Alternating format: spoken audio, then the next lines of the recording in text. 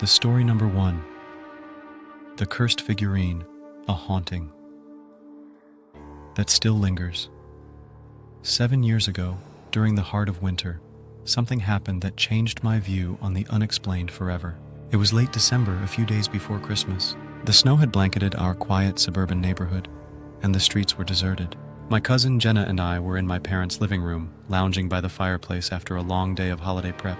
My younger cousin Zoe was only 5 at the time and had left her new porcelain figurine, a strange gift from our distant relative, lying on the coffee table. The figurine was unsettling from the moment I saw it.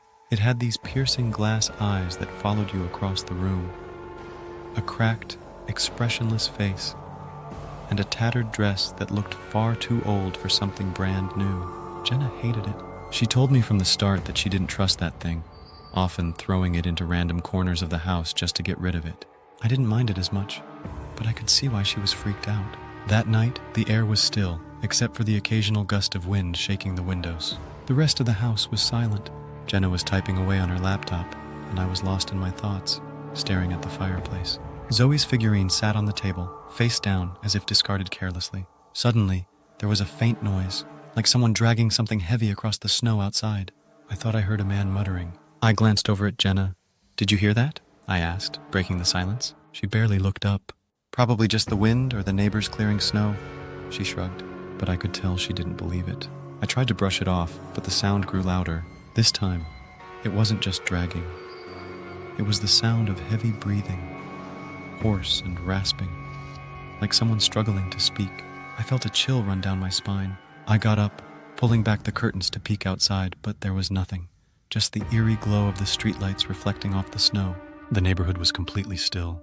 "There's no one out there," I said quietly, but even I could hear the tremor in my voice.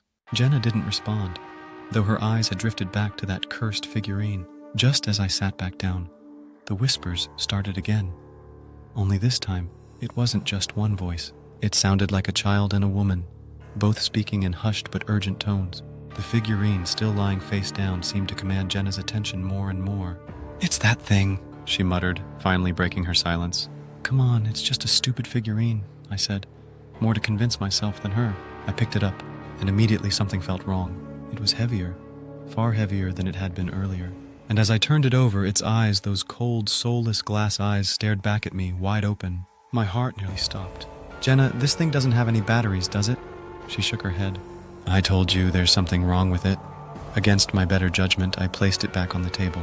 But as soon as I sat down, the rasping breath returned, closer this time, like someone was standing right behind me. "I'm done with this," I said, standing up. "I'm going to check the backyard." As I moved toward the kitchen, out of the corner of my eye, I saw it. The figurine. It had moved, just slightly, but enough for me to notice. Panicking, I grabbed it again, and its weight felt almost unbearable now, like it was filled with something far heavier than porcelain. And then I dropped it. Its eyes blinked, not like a doll with mechanical eyes. No, it was slower, deliberate, almost human. Jenna didn't hesitate. She snatched the figurine off the floor and threw it down the basement stairs with force, slamming the door shut behind her. "That thing is never coming back up here," she said, trembling. "We never spoke about it after that night." My younger cousin Zoe never asked about her figurine, as if she'd forgotten about it entirely. But I didn't. A few weeks later, while helping my mom in the basement, I saw it again, just lying there on the top step. But this time something was different. It wasn't cracked. It wasn't broken from the fall. It just lay there, watching, waiting. I didn't even think. I kicked it down the stairs as hard as I could, and I never went back into the basement after that. The story number 2. The knock at the window. On a freezing December night, I found myself curled up with a book in my cozy suburban home. It was one of those houses nestled on a quiet street, surrounded by woods, with hardly any neighbors in sight. Living alone, I never bothered with curtains in my bedroom, which sat on the ground floor. I loved waking up to the soft rays of sunlight filtering in each morning. But that one night made me question my decision forever. Around midnight, I decided to call it a night and turned off my reading lamp. The house fell into complete silence. That was until I heard a soft, unmistakable tap on my window. It was subtle, like the sound of a knuckle gently rapping against glass. My back was to the window, and for a moment, I tried to convince myself it was just a branch brushing against the side of the house. But deep down, I knew better. This wasn't nature. It was someone or something outside. My heart raced as I strained to stay still, not wanting to acknowledge the terrifying reality. Then it happened again. Another distinct knock. This time there was no mistaking it. A cold fear crept over me as I realized someone was tapping on my bedroom window. I clenched the blanket tighter, hoping if I stayed quiet long enough, they would get bored and leave.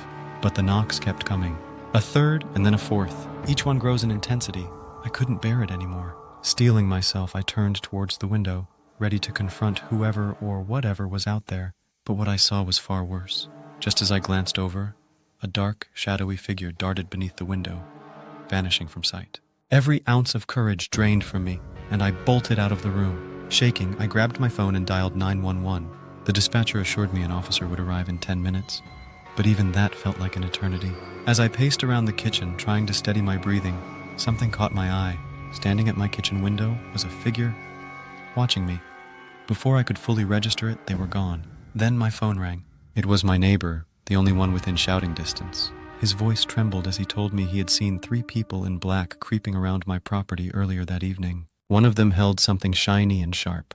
Before I could process what he said, the knocking began again, this time at my front door. It was slow and methodical, as if they were trying to drive me insane. Just as panic threatened to consume me, I heard loud banging and a shout, "Police!" The officers arrived just in time, but the mysterious figures had vanished into the woods, leaving no trace. I never found out who they were or what they wanted. But the very next day, I bought heavy blinds for every window in my house. The story number 3, The Watcher in the Shadows. When I was 13, my parents had recently separated, and I was living with my mom in a quiet suburban neighborhood. Being an only child, I spent a lot of time by myself, except for the occasional time hanging out with other kids from the street. One of those kids was named Jason, who lived a few houses down. I met him one afternoon while skateboarding, and he invited me over to play video games. He was 17, much older than me, but he seemed friendly at first, so I didn't think much of it. We hung out a few times, but I soon realized that Jason was different. He had an intense energy, like he was always wired or agitated. He'd call me constantly, and if I didn't pick up, he'd leave irritated voice messages, sometimes calling 4 or 5 times in a row. I tried avoiding him, but my mom, thinking it was harmless, always encouraged me to hang out with him, even though I told her something felt off. One day, Jason insisted I come over to his house again, but this time I had a bad feeling about it. I reluctantly agreed, not wanting to seem rude. As soon as I stepped through the front door, I was hit by a putrid smell. The place was a disaster. Dirty clothes scattered everywhere, weird stains on the walls, and broken bottles littering the floor. It was like something out of a nightmare. Then, out of nowhere, this hulking man stepped into the room. His presence was overwhelming. He had a mean, heavy stare that made my stomach drop. Jason casually introduced him as his father. The man gave me a cold grunt before disappearing into another room, but that was enough to make my skin crawl. I wanted to leave immediately, so I made up some excuses about needing to go home for dinner. Jason's expression shifted from friendly to dark in an instant. His face twisted with this strange, unsettling anger. He didn't say a word, just stared at me as I hurried out of the house. Back home, I felt uneasy. My mom had left a note saying she'd be working late. Alone in the house, I tried to distract myself by checking my emails, but instead of finding the usual stuff, I saw 5 new emails, all from an address I didn't recognize. jasonhunt24@something.com. My heart sank. I never gave him my email.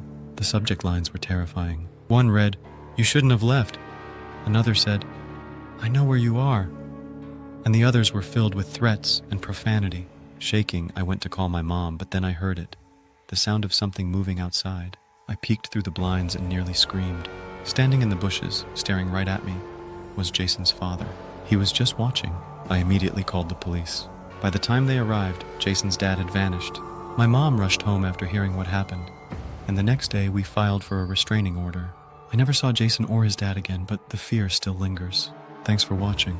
Please like, subscribe, and share.